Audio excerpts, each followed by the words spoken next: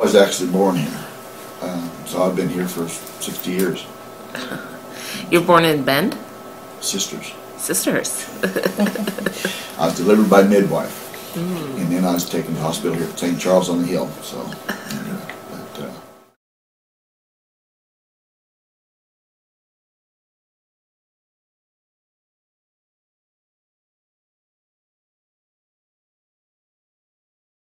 We wanted to form a union because we have seen a continual downward spiral of patient care and respect for the workers in the workplace. It went from being a family, a group of people coming together to work for a common goal, to all about the bottom line. How could they cut it more? How could they get us to work harder with less? I saw them taking away the basic dignities and rights of people, and I just thought it was wrong. I wanted to have a voice for those who were too afraid to do for it themselves. Okay. So I figured that the best way to do it is we all form together to try to get back those values we had before, to have a voice, to get some respect. But I see all these young people working there that have got families to support, and you can't do it on the wages they're getting right now. And that hospital makes a lot of money. They make a lot of profit.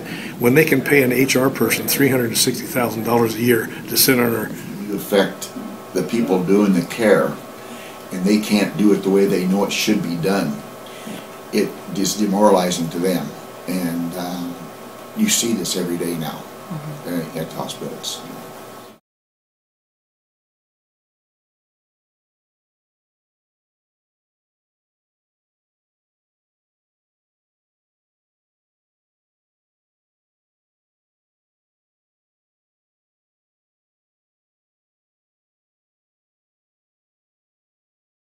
The exact 4 steps that we were expecting. First they ignored us, and then they laughed at us, and now they're fighting us. I got approached by 2 of my managers within a minute of clocking in, who got within my personal bubble and told me that they needed to hear me say I would vote no. They had literature that they wanted to physically hand me. I refused it. I said they could put that in the garbage. They didn't leave my space for over 4 or 5 minutes while I was trying to cook for the patients. And eventually it continued even throughout the rest of the day. My days are numbered. My boss has made it very clear that if the union goes down, those union people's days are numbered. At any point I can look up and look in any direction and there's a manager standing there staring at me. If I stop and talk to anyone, a manager comes over and goes, "What's going on? What are we talking about?" Almost on a daily basis. I actually handed a piece of paper to a coworker, work-related. An anti-union person behind me picked up the phone, called the manager. The manager came in and searched my area for union propaganda. Didn't find any, but I can't do anything without being followed, watched, talked to. I'm afraid.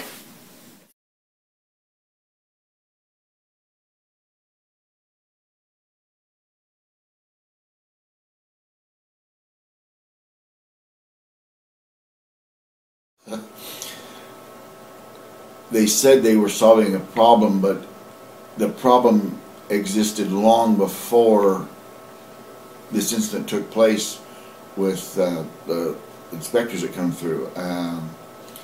This is a monthly problem that happens with these carts, and rather than solve the problem by better training or a better system,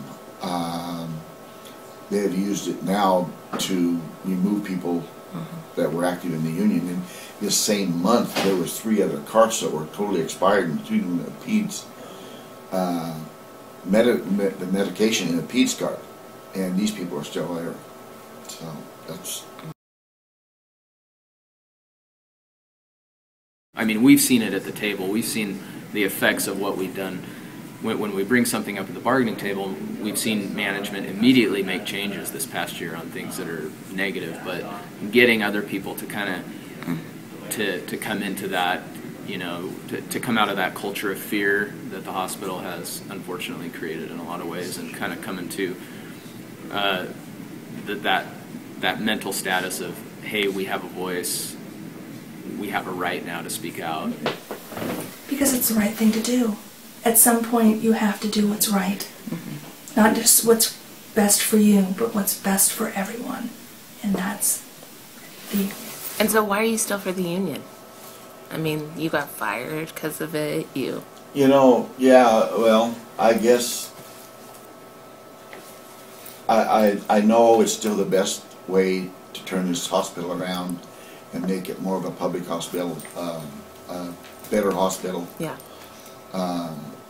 For the people that work there as well as the community.